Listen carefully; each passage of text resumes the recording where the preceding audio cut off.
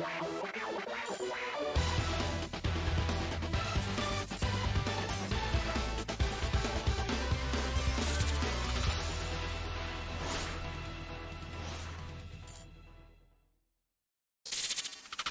everyone, how are you doing? This is MD Tech here with another quick tutorial.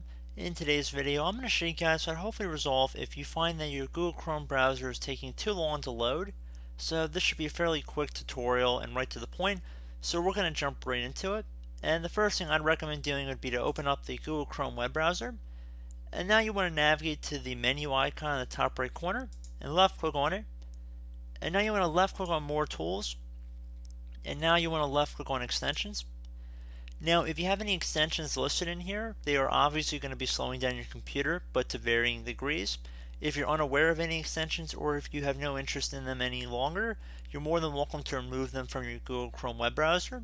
I've noticed that extensions can definitely slow down your browsing experience, so that's something I would definitely recommend trying first.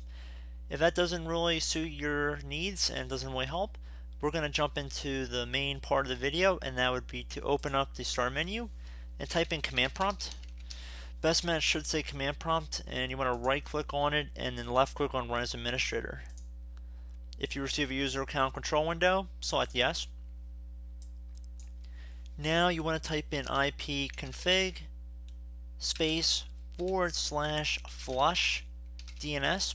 Should not be any space in between the / and the flush DNS. It should all be one word here, or it should appear as one word.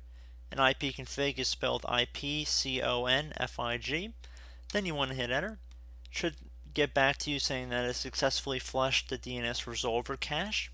Now you want to type in netsh space winsock. So netsh space winsock, WINSOCK, space reset. Then you want to hit enter. It should say successfully reset the winsock catalog. You must restore the computer in order to complete the reset. So I recommend you listen to that advice, you restart your computer, and hopefully your issue has been resolved. So as always, thank you guys for watching this brief tutorial. I hope I helped you out, and I look forward to catching you all in the next tutorial. Goodbye.